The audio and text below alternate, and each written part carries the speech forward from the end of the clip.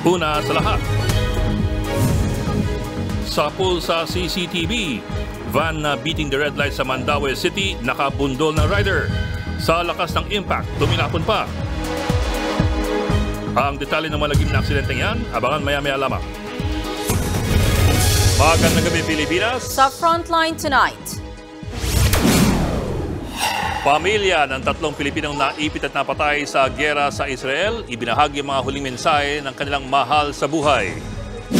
Punta pa nga ako ng simbahan noon eh. Ipinagdasal ko na sana ligtas siya. Na kahit kapalit na po sana ng buhay ko, kapalit ng kaligtasan niya.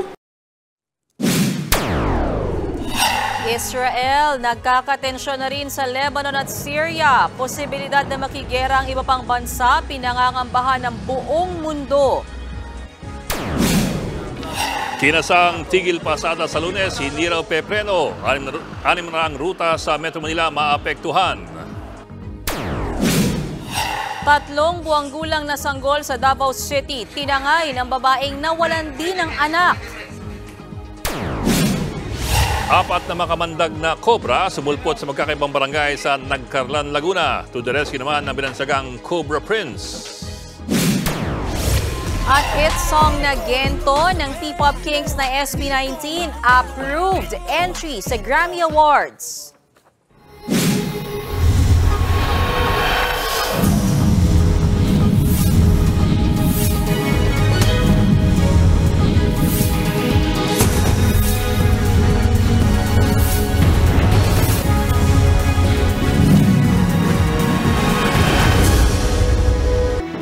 Isang linggo matapos lusubin ng grupong Hamas ang Israel, 3 kababayan natin ang kumpirmadong nadamay at napatay. Ang mga kaanak ng ilang nasawing Pinoy ikinwento ang huling mensahe ng kanilang mahal sa buhay. Nasa frontline ng balitang yan si Maricel Halili. I regret to inform you that yes, it is confirmed there is a 3rd Filipino casualty. A 49-year-old woman from Negros Occidental. Her family is aware, the president is aware. And the Philippine government, of course, is working.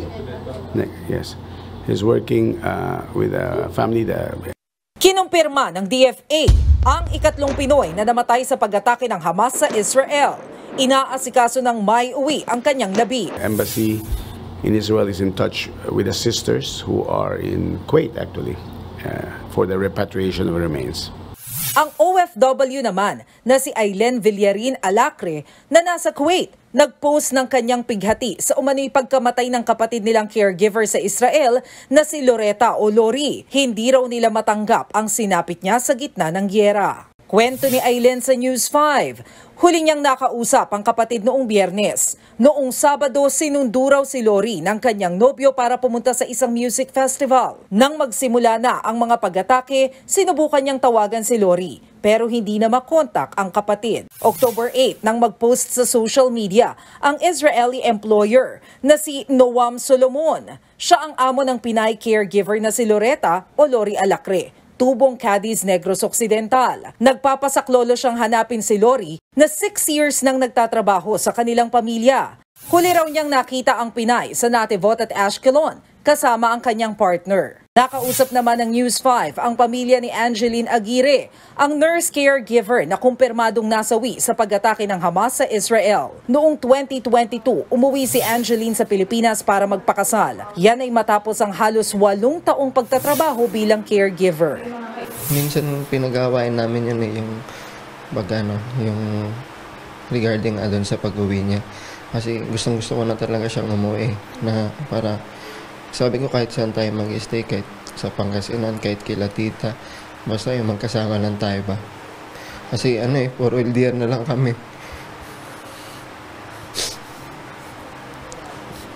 Sobrang sakit Nitong Sabado ay nakapagpadala pa ng voice message sa lengguwahe ng Pangasinan si Angeline sa kanyang pamilya sa bayan ng Binmali. Ito na pala ang kanyang huling mensahe sa kanila. Wala lay terorista ko no nakaloob jad kibuts mi. Akatanggap si alagak na message jad kilanet jad kibuts. Wala la kuno jad kin kibuts mi jad na terorista. Nasa Israel din ang kapatid ni Angeline na siyang nagbalita sa kanilang pamilya sa sinapit ng Pinay nurse caregiver. Nung hindi pa namin alam na nawala na siya, punta pa nga ako ng simbahan noon eh. Ipinagdasal ko na sana ligtas siya. Na kahit kapalit na po sana ng buhay ko, kapalit ng... Sabi ko, bakit? Hindi nyo naman ako pinakinggan. Kwento naman ng kapatid ni Angeline sa Binmaley, hindi na sila nagulat nang mabalita ang hindi iniwan ni Angeline ang kanyang pasyente, kahit pa ang naging kapalit nito ay ang kanyang sariling buhay. Mapagmahal po kasi siya, loyal po talaga siya. Kahit na nahihirapan na po yan, hindi po niya talaga iiwan niyang alaga niya po. Ganun po talaga siya, may puso po talaga siya. Tsaka nag-serve po kasi yan sa simbahan. Kaya hindi po kakayanin ng konsensya niya na iwanan niyang alaga niya. Nagbabalita mula sa Frontline, Maricel Halili, News 5. Nakaligtas nga sa gera pero habang buhay namang dadalhin ang malagim na alaala. Kabilang po dyan ang OFW na buong araw nagtago sa safe room at nabaril pa rin. Nasa Frontline ng balitang yan si Renel Pawid. Exclusive! Ganito katensyonado sa komunidad ng Be'eri sa Israel noong umatake ang grupong Hamas. Rumoronda ang mga armadong lalaki. Nag-iwan sila ng mahigit 100 bangkay. Kabilang sa mga namatay rito, ang Pinoy caregiver na si Paul Castelvi. Eksklusibo naming nakapanayam ang kanyang kaibigan at kapwa Pinoy caregiver na si Joey Pagsolingan. Rinig na rinig niya raw ang kaliwat ka ng mga pagsabog. Inaya niya ang inaalagang Israeli na magtago sa bomb shelter pero tumanggi ito at sinabing siya na lang ang magtago. Ilang oras lang ang lumipas na patay ang kanyang employer habang pinipilit na buksan ang pinto ng kanyang kinaroroonan. Maghapon siyang nasa loob ng safe room, hawak ang kalso ng pintuan habang iniiwasang gumawa ng anumang ingay. Sinunog nila yung bahay. So pag sunog nila ang bahay, di pumapasok yung usok. Tinakpan ko yung sa babaan ng pinto. May towel na tapos may tubig doon na naabot ko. Buti na lang hindi naabo ang buong bahay. Hanggang sa kinagabihan, meron na namang mga lalaking sumubok na buksan ng safe room. Ang mga sundalo, sinong andyan, sabi nila. Sinong andyan, hindi ako umimik, basta pero hawak ko yung pintuan talaga. Hawak mo yung hawakan ng pintuan. Nakasandal ako. Nung walang umimik, ang ginawa ng mga sundalo, binaril nila yung pintuan. Ang laki. Parang hindi ko alam kung hindi kasi ako marunong tumingin ng ang lakas ng baril nila. Binaril nila yung pintuan o mostly yung bala dun sa may pintuan doon natamaan ako. Sa pagkakataong ito, mga sundalong Israeli ang pumasok at sumagip kay Joey. Inoperahan naman ang kanyang braso na tinamaan ng bala. Si Joey ang nasa litratong nag-viral online na inakalang ang Pinoy na si Jelianor Pacheco na umunay kasama sa mga dinukot ng Hamas. Nagtatrabaho naman si Pacheco sa Southern Israel. Ang kanyang misis umaasang muli nilang makakasama ng buhay ang kanilang padre de pamilya. Yung kambal ko po, lagi po silang nagtatanong nararamdaman ko rin po yung nila kasi nakikita ko rin po yung mga nagpo-post sila na about sa sa papa nila. Maasa ako na sana makabalik ka sa lalong madaling panahon.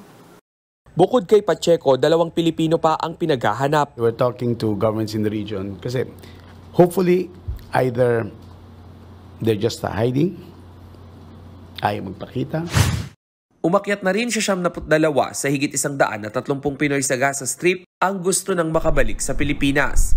Ang problema, hindi pa sila mailikas. Sarado pa rin kasi hanggang ngayon ang lahat ng border.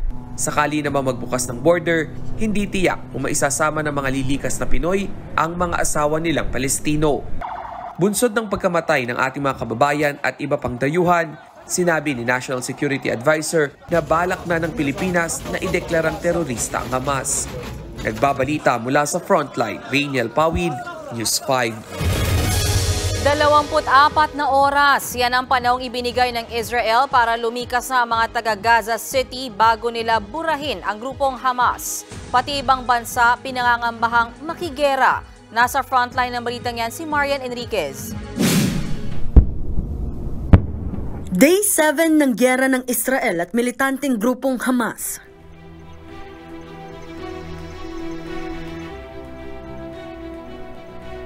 Sa araw na ito, hindi muna inulan ng rocket ang Gaza City, kundi ng mga papel. Mga papel na may kalakip na babala mula sa Israel. Lumikas na raw ang mahigit 1 milyong residente roon sa loob ng 24 na oras. Dahil paparating na ang mga tangkeng pupulbos sa Hamas.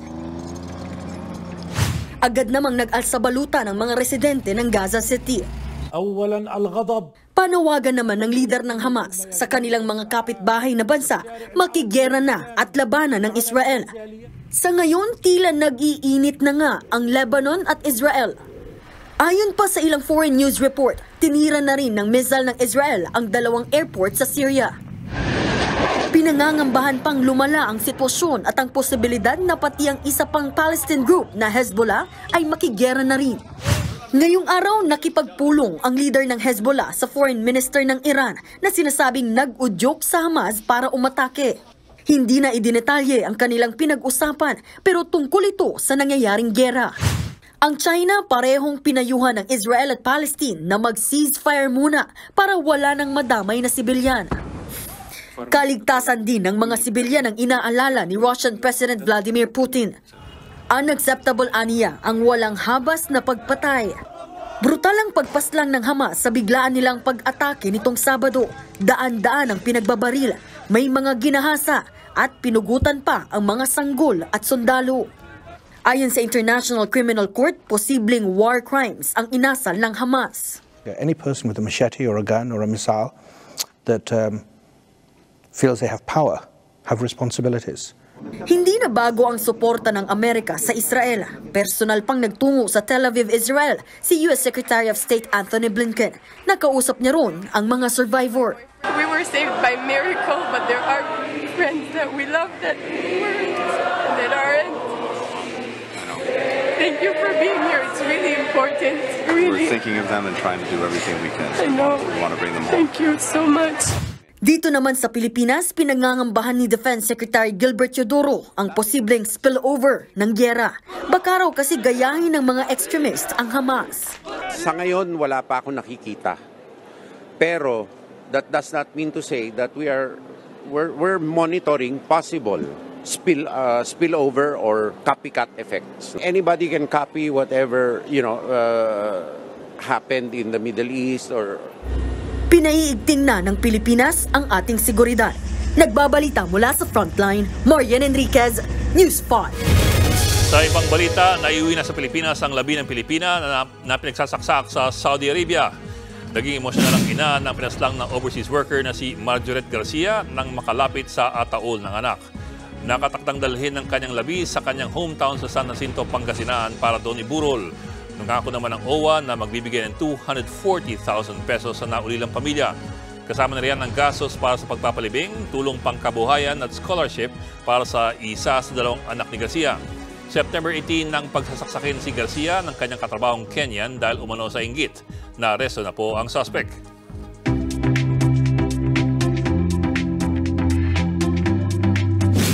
Ulat panahon naman po tayo, paghandaan ang maulang weekend sa ilang bahagi ng bansa. Bunsod po yan ng trough extension ng low pressure area sa Palawan at ng bagyong Bolaven sa labas ng Philippine Area of Responsibility. Huling namataan ng LPA sa layong 400 kilometers kanluran ng Northwest Puerto Princesa, Palawan. Ngayong gabi rin o bukas ito posibleng lumabas ng PAR ayon sa Pag-asa. Pero magdudulot pa rin ito ng pag-ulan sa buong Palawan pati na rin sa Zamboanga Peninsula. Ang trough naman ng Super Typhoon Bolaven ang magpapaulan sa Caraga at Davao Region.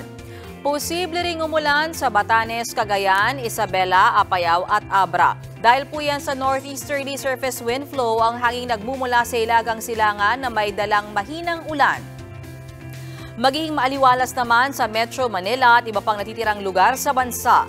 Pero may chance ring umulan lalo sa hapon at gabi dahil naman sa localized thunderstorms. Nabulabog na magnitude 5 na lindol ang ilang bayan malapit sa nag-alborotong Bulkan Taal. Sapul din sa CCTV ang mga residente nagpapanik sa pagyanig. Nasa frontline balitang yan si Marian Enriquez. Nasa tindahan sa Barangay Balisong, Taal, Batangas ang dalawang babae at batang ito nang bigla silang magpulasan bago mag 8:30 ng umaga. Kita at rinig sa video ang dagundong at pag-uga ng bahay kung saan nakakabit ang CCTV. Epekto ito ng magnitude 5 na lindol na tumama sa Calaca, Batangas. Ramdam din ang pagyanig sa bahagi ng Butyong Bridge sa bayan ng Calatagan. Napatigil naman ang mga tricycle driver na ito nang maramdaman ang pagyanig sa kanilang terminal sa parehong bayan. Agad ding nagtakbuhan ang mga empleyadong ito sa isang gusali sa Calatagan pa rin. Hindi naman itinuloy ng mga residenteng ito ang pag-withdraw sa ATM machine dahil sa lindol. Sa ngayon, wala pang naitalang pinsala ang pagyanig. Walang naapekto. Ang mga damages ay walang nai-report sa ngayon at walang inaasahan na dagdag na sakuna. At tayo nagpapasalamat at lahat ay tunay na nakaantabay. Pero dahil sa lindol, agad sinuspindi ang klase sa maraming bayan sa Batangas ngayong Biyernes. Ramdam din ang pagyanig sa kalapit probinsya ng Cavite. Agad lumikas ang mga taga City Hall ng Bacoor dahil sa lindol. Apektado naman ang klase ng St. Vincent College sa Cabuyao, Laguna. Nagsuspende sila ng pasok sa hapon para inspeksyonin ang mga gusali. Pati rito sa Metro Manila, ramdam ang lindol.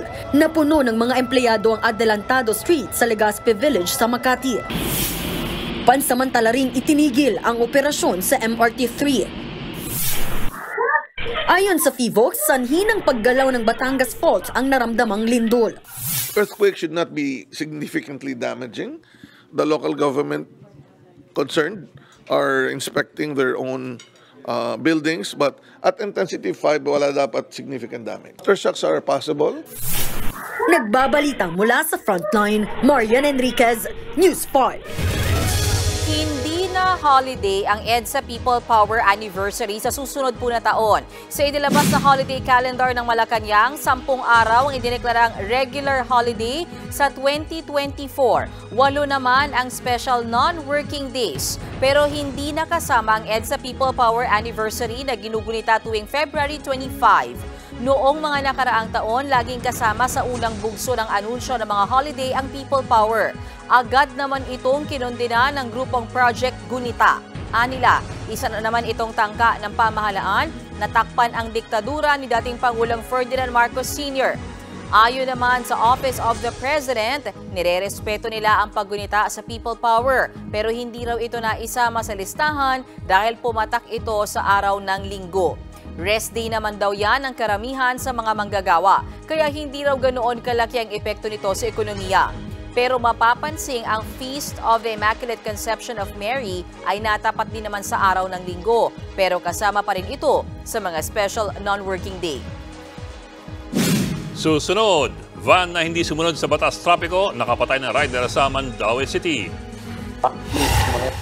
2 kobra sumulpot sa isang paralan sa Nagcarlan, Laguna. At ang natupad na wildest dreams ng Pinoy Swifties. Magbabalik pa ang Frontline tonight.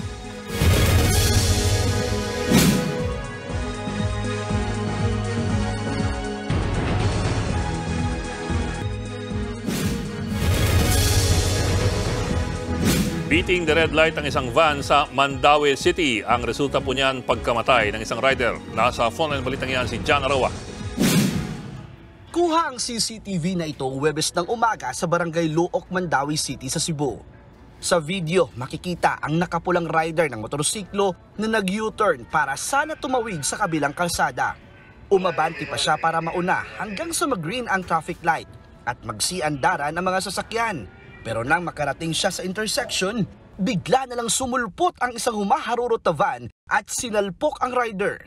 Sa isa pang anggulo ng CCTV, makikita ang matuloy na pagtakbo ng van kahit nakapula ang traffic light. Kita naman sa anggulong ito kung paano tumilapon at nagpagulong-gulong ang rider habang ang van huminto sa gilid ng kalsada.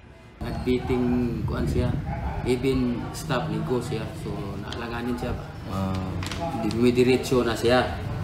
Kaya yung motorcycle, nag-expect man siya na go din siya. Agad dinala sa ospital ang rider na kinilalang si Joseph Aconia 44 anyos at mekaniko ng barko. Nagkabali-bali ang kanyang mga buto sa binti at paa. Nagkaroon din daw ng crack sa kanyang bungo. Matapos ang ilang oras, binawian din ng buhay ang biktima dahil sa internal hemorrhage. Naaresto ang driver ng car rental van na si Lyndon Batuon, 25 taong gulang, pero nakalaya din matapos makipag-areglo ang asawa ng biktima sa halagang 300,000 piso. Pero kung ang anak daw ng biktima ang tatanungin, mas gugustuhin niyang makulong ang suspect. Sakit sa dibdib. Hindi pa namin masyadong natanggap kasi biglaan kasi. Sa akin lang na side, sasampahan ko ng kaso para magtanda. Magtanda yung driver kasi barumbado kasi yun. Nagbabalita mula sa frontline, Jana Rua, News 5. Tuloy na tuloy ang tigil pasada sa Lunes. Bahagi yan ng protesta para sagasaan ng umano'y korupsyon na nagpapahirap sa mga driver. Narito ang aking report. Wala na raw atrasan sa Lunes ang kinakasang tigil pasada ng grupong Manibela. Kabilang sa mga kakalampagin nila ang mismong tanggapan ng LTFRB sa Quezon City pati ang Malacanang. 600 ruta raw sa Metro Manila ang inaasahang maapektuhan ng strike dahil sa 1,000 miyembro ng Manibela ang sasali. Ang kanilang reklamo, ang umano'y laganap na korupsyon sa loob ng LTFRB na konektado raw mismo sa PUV Modernization Program. Ayon kay Manibela President Marval Buena, talamak ang lagayan system sa loob ng LTFRB dahil ito raw ang pampadulas para makakuha agad ng prangkisa ang mga operator.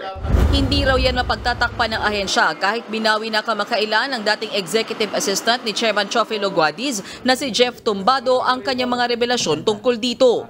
May nakialam dito para ho umatras yung ating whistleblower. Papatunay lamang ito na yung programa pang-iipit ito para po magkaroon ng korupsyon doon sa loob ng ahensya. Malinaw po yan.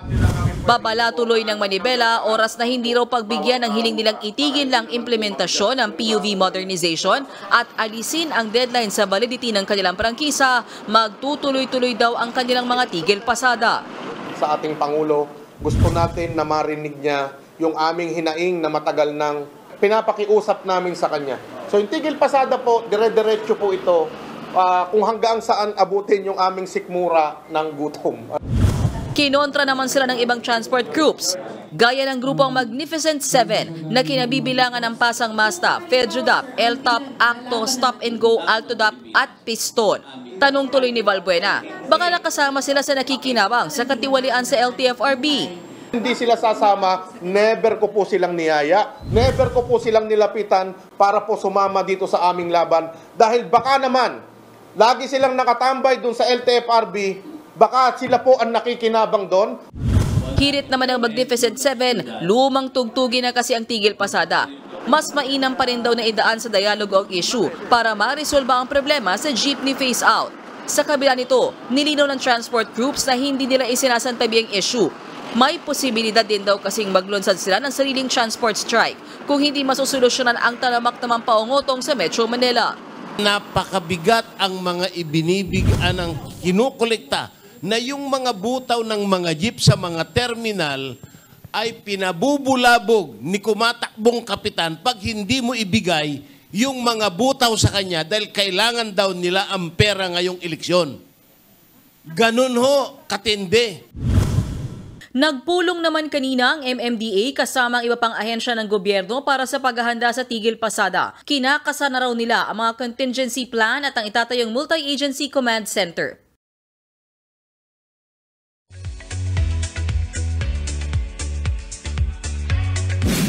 Showbiz tonight na tayo! All too well ang sold-out premiere ng The Eras Tour film ni Taylor Swift dito sa bansa. Sold na sold ang Swifties! Nasa frontline ng balitang yan, si News 5 digital producer Bon Belinario.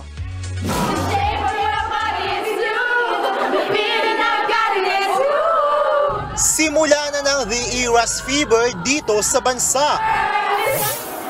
Kanina sa Mega Mall, dagsa ang Pinoy Swifties sa premiere ng much-anticipated film ng hit concert series ni Taylor Swift na The Eras Tour. Mapabagets! At kahit mga senior, walang pinipiling edad ang impact ni Queen Taylor. Ang ilang fans, todo effort pa sa kanilang OOTD. Inspired by Taylor naman ang suot ng iba with matching 1989 bracelets. Gaya ng grupong ito. Hi! We are the problem! Hindi rin pinalagpas ng fans na magpa-picture sa mga poster ni Taylor bilang remembrance. Ang ilan sa kanila, hindi na raw makapupunta sa Singapore o sa Japan para sa mismong concert ni Taylor. Kaya naman, happy na raw sila sa movie. All too well naman ang premiere dahil ayon sa management ng Mega Mall Cinema, sold out ang first day ng premiere ng The Eras Tour. Pero don't worry dahil showing na sa mga sinihan nationwide ang pelikula sa mga weekend ng October at November. Tampok sa naturang film ang ilang performances ni Tay-Tay sa kanyang The Eras Tour. Gaya ng hit song sa mga album niyang Lover, Fearless, Evermore, Reputation, Speak Now, Red at marami pang iba. Nagbabalita mula sa Frontline, Von Belinario, News 5. Yan muna ang ating showbiz tonight. Diyan lang kayo at marami pa akong ichichika mamaya. Susunod, makamandag na kobra ang nagsulputan sa Nagcarlan, Laguna. Hinuli ni Cobra Prince. Babaeng nagkunwaring hihingi lamang ng gatas, sanggol pala ang pakaitangayin. At gento ng SB19 ang Grammys. Tutok lang mga kapatid dito sa Frontline tonight.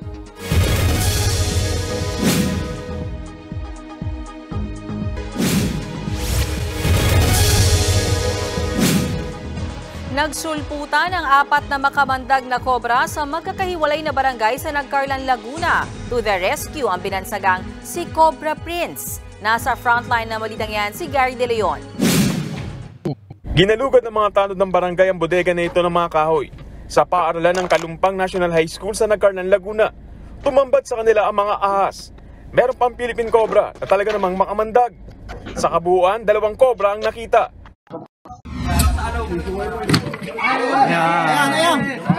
Cobra rin na nakita sumiksik sa lumang karaoke machine sa isang bahay sa Barangay Lagulo. May duda ang may-ari ng bahay kung bakit may lumitaw na cobra sa kanilang lugar. 19 years na ako rito, walang pumapasok na ahas dyan eh. Noon lang ang nagpagawa dyan sa kabila ng swimming pool. Nabulabog yung mga tirahan nila, kaya nag-alisa, kusa sa nagpuntahan. Meron din cobra sa Barangay Santa Lucia. Nabubulabog daw ang mga ahas kapag maulan at tumataas ang tubig sa ilog. 4 na kobrang yan sa iba't ibang barangay. Nahuli ni Cobra Prince sa kanilang lugar. Meron po mga taong nakakakita na merong sa kanilang lugar. Kaya, ayun, minsan pinatawag niya sila si Cobra Prince. Kasi nakikita nila sa ibang lugar, malimit. Payo ng barangay sa mga residente, agad ipagbigay alam sa Local Environment Office kapag nakakita sila ng cobra. Hayaan ang paghuli sa mga eksperto. Nagbabalita mula sa Frontline, Gary De Leon, News 5. Gatas ang hingi pero sanggol ang tinangayan ng isang babae sa Davao City. Nagbabalik si Gary De Leon. Pasado alas 5 ng hapon kahapon na makunan sa CCTV ang babaeng ito na naglakad palabas ng Southern Philippines Medical Center sa Davao City. Bitbit niya ang 3 buwang gulang na sanggol na lalaki na hindi pala niya anak. Ang tumangay sa sanggol, kinilalang si Realyn Herrera. Base sa investigasyon, kunwaring nanghingi ng gatas ng sospek sa ina ng bata para raw ipainom sa kanyang anak. Sa kabaitan ng biktima ay binigyan niya ito na magpapump siya ng gatas. Pinakarga niya sandali ang sanggol sa sospek. Tumalikod ang sospek habang karga-karga ang sanggol. Habang ang ina ay kumukuha ng gatas. Pagtingin niya sa kanya anak, wala na ito ang sospek. Sa ngayon, agad natuntun at pinuntahan ng mga otoridad ng bahay ni Herrera at doon nga nakita ang nawawalang sanggol. Masuro na lang. Sa akin na lang hindi ko sinadya. Nawawala ang aking anak. Gusto ko lang ng buong pamilya. Inaresto rin ang live-in partner ng suspect na si Wenson Eyo, pero itinanggi niyang may kinalaman siya sa pagnanakaw sa sanggol. Kwento ng live-in partner, nitong Agosto nang isilang ni Herrera ang kanilang anak, pero mula noon ay hindi pa raw nailalabas ng ospital ang kanilang anak. Nakauli na sa balay. Makauwi na siya sa bahay. Pag-uwi niya, wala siyang dalang sanggol. Wala, kasi di pa daw makakalabas sa ospital dahil kulang sa timbang. labis ang pasasalamat ng ina ng sanggol na muling makapiling ang nawalang anak. Thank you, Lord. Salamat ka rin dyan. Mga tao na nagtabang. Sabi nila sa NGO, sa social media. Wala pa ako pagpasalamat na ay uli. Kaya halos gagabiin mo rin nawayan ko sa paglaong. Nasa kustudiya na ng Bahada PNP ang suspect at maharap ito sa reklamong kidnapping. Pinakawalan naman kalaunan ang live-in partner niya matapos mapatunayang wala siyang kinalaman sa pagtangay ng sanggol. Nagbabalita mula sa Frontline, Gary De Leon, News 5.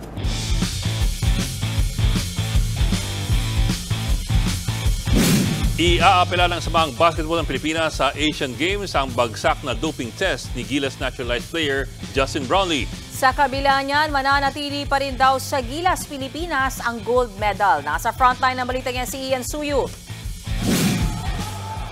Hindi matatawaran ang iniambag ni Gilas Pilipinas naturalized player Justin Brownlee sa matagumpay na kampanya ng Pilipinas sa 19th Asian Games sa China. Sa kanyang mga crucial na kontribusyon, lalo na sa huling dalawang laro sa torneo, muling nakagold ang Pilipinas sa Asiad matapos ang higit 6 na dekada. Kaya naman, marami ang nagulat nang ianunsyo ng International Testing Agency na nakitaan umano ng banned substance na carboxy-THC si Brownlee. Ang carboxy-THC ay isang psychoactive cannabinoid na nanggagaling sa cannabis plant o marijuana. Sinuri ang urine sample ni Brownlee matapos ang kanilang championship game kontra Jordan noong nakaraang linggo. Wala pang pahayag si Brownlee kaugnay sa test result. Pero ayon kay Philippine Olympic Committee President Abraham Bambol Tolentino, posible raw na ang na-detect na kemikal ay mula sa gamot na ininom ni Brownlee. Matatandaang nagpapagaling pa siya mula sa isang foot injury bago sumabak sa Asiad. Doon nila tinetrace kung baka may nainom siya na sa medication niya na may component ng, kasi ang findings ng ITA merong konting THC. Tiniyak din ng POC na mananatili pa rin sa Pilipinas ang gintong medalya sa kabila ng anti-doping rule violation. I don't think the gold medal will be stripped from us, no? Kasi it's a team. It's a team effort. Sinigundahan naman niya ng eksperto sa sports law na si Attorney Mickey Ingles. You need more than 2 members in a team to have tested positive and found to have made anti-doping rule violations for the result of the team to be forfeited. When it comes to the possibility of the team forfeiting its gold medal, medyo malayo pa. Sa ngayon ay wala pang inaanunsyo ang International Testing Agency kung mapaparusahan ba si Brownlee kasunod ng paglabag sa test result. Nakatakda namang mag-submit ng appeal ang Samahang Basketball ng Pilipinas para mabuksan ang Sample B ng test ni Brownlee. Ang Sample B ay ang reserbang urine sample ng isang atleta na pwedeng isalang sa test para kumpirmahin o kontrahin ang resulta ng unang test. Nakadepende rito kung tuloy-tuloy pang makakapaglaro si Brownlee sa international basketball. Kung mag-negative yung B sample, his provisional suspension will be taken away because there's no anti-doping rule violation. Nagbabalita mula sa Frontline, Ian Suyu, News 5.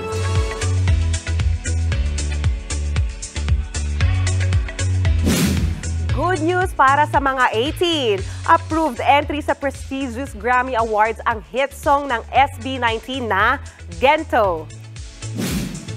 Sa anunsyo ng Sony Music Philippines, ang kantang Gento ang kanilang sinamit para sa categories na Best Pop Duo at Group Performance ng 66 Grammys. Kaya panawagan ng Sony Music sa 18s, i-share ang post hanggang sa manominate ang Gento. Agad naman nag-trending worldwide ang hashtag GetSB19 Grammy nominated. Stay tuned dahil sa November 10 i-announce ang official nominations sa Grammys. Heto ang isa pang chika. After ni Suga, si BTS Jimin naman ang magkakaroon ng kanyang first ever documentary film. Ang title nito, Jimin's Production Diary.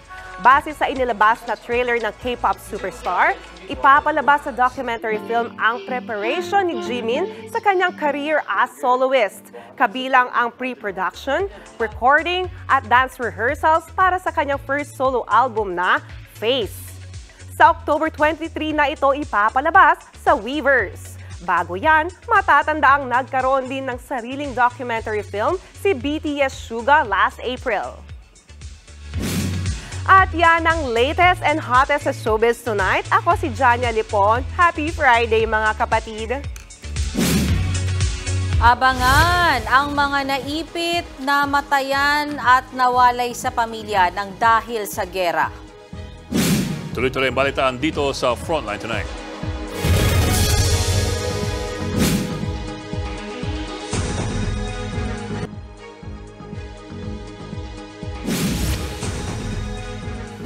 Sa mga oras pong ito, nagbabakbakan pa rin ang Israel at ang grupong Hamas. Mahigit 2,000 na ang napaslang sa magkabilang panig.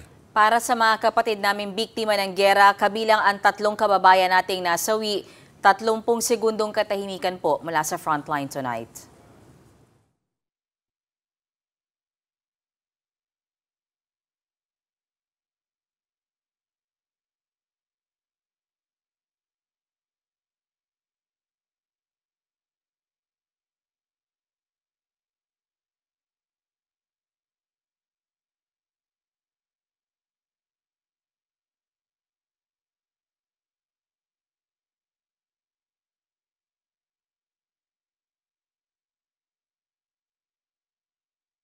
At yan po ang 45 minutong pag-imais malagang headlines. Balitaan at diskusyon para sa paghubog ng matalinong opinyon. Kami yung kasangga sa pagbabalita. Ako po si Mean Los Baños. Ako naman po si Ed Lingao. Hanggang sunod sa mga kapatid, magandang gabi.